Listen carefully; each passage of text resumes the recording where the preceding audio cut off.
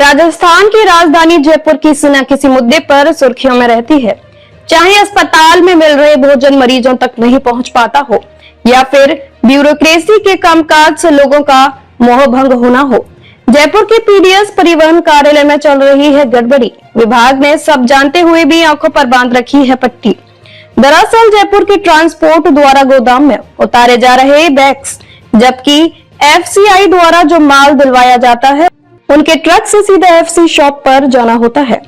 लेकिन ट्रांसपोर्ट द्वारा लापरवाही बरती जा रही है, जिस पर विभाग आंखों पर काली पट्टी बांधकर बैठा है। यहाँ के कुछ लोगों का आरोप है कि डीएसओ की मिलीभगत से किए गए टेंडर में अब ट्रांसपोर्ट द्वारा गोडाउन में मेल उतार कर उसमें खराब गेहूं मिलकर जयपुर ग्रामीण और शहरी क्षेत्र में सप्लाई किया जा रहा है, जो कि टेंडर की नियम व शर्तों के विपरीत। ऐसी स्थिति में विभाग द्वारा किसी भी प्रकार की कोई कार्रवाई नहीं की जा रही है।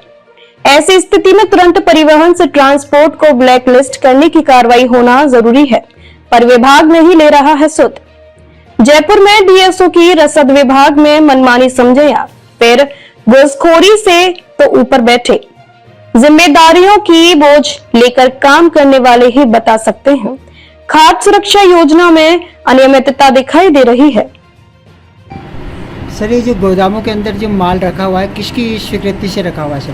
ये माल सर ऑथराइज्ड है। वैसे ये गोडाउन ऑथराइज्ड है। हमने टेंडर के अंदर हमारे से इसके डॉक्यूमेंट्स और नक्शा भी मांगा जाता है, और वो हम टेंडर के बाद में भी हम इसके नक्शा और वो सारा एग्रीमेंट के टाइम पे देते हैं। ये इस वजह से गोदाम रखा जाता है कि जो शहर के अंदर चार दीवारी के अंदर जो गेहूं की सप्लाई होती है उसके अंदर भारी वाहन नहीं जाते हैं। भारी वाहन नहीं जाने के कारण सूरजपुर मंडी आउटर के अंदर ये गोदाम रखा जाता है, और जो शहर की छोटी छोटी सकड़ी गलियाँ हैं उनके अंदर माल पहुंचाने के लिए इस गोदाम को रखा जाता है, ताकि यहाँ पे ट्रक आता है उससे क्रॉसिंग होके और चला जाता है। अच्छा, ये माल इस वजह से रखा हुआ है क्योंकि दो तीन दिन से शहर के अंदर जो ये मुहर्रम का प्रोग्राम चल रहा था, ताजियों का चल रहा था, नो एंट्री कर दी गई थी। छोटे हल्के सारे वाहनों को रोक दिया गया था। तो 2 दिन से ये वाहनों को, ये 2 गाड़ियां हमने यहाँ खाली करवाई है, और आज इसको हम सप्लाई भी करवाएंगे डीलरों को। लेकिन कुछ व्यक्तियों का ये कहना है कि हमारा माल यानी कि समय पहले एजेंसी पे माल नहीं पहुँचा। क्या ये सच है? नहीं, ऐसा कुछ भी नहीं है। हमारा पोर्टल आप चेक कर सकते हैं। जुलाई 2025 तक हमने सभी दुकानों पे 100% पोर्टल को पूरा कर रखा है। ये अगस्त का माल है जो कि शहर की चार दीवारी की दुकानों में और जाना है। नया माल है जो अगस्त माह का माल हम जुलाई माह में भिजवाते हैं, वो माल है ये। और इसको हम अब भिजवाना चालू किया है। 2 दिन से गोडाउन चालू हुआ है, और बारिश की वजह से भी हमने कि 2 दिन ट्रक में रख नहीं सकते थे कि बारिश की वजह से ट्रक में भीग जाए कर जाए और डीलर लेने से मना करे। इस वजह से गोडाउन में उतार के रखा था, और शहर में नो एंट्री होने की वजह से इसको भिजवा नहीं पाए। वो आज हम सप्लाई को सुचारू कर देंगे। जैसे कई लोगों ने कहा कि कुछ एजेंसियों में अभी तक ने माल सप्लाई नहीं किया। कौन सी एजेंसियों में? जो कुछ लोग आपसे कह रहे हैं भाई, ऐसे जैसे आई हमारे पास कानून के अंदर बात आई है कि आप जो आपसे कुछ लोग ऐसे कह रहे हैं कि किन्हीं एजेंसियों पे सप्लाई नहीं पहुंची है, उनसे आप ये पूछिए कि कौन सी एजेंसियों पे, कौन से डीलर्स के पास में सप्लाई नहीं पहुंची है। उनसे आप लिस्ट बनवा के लाइए।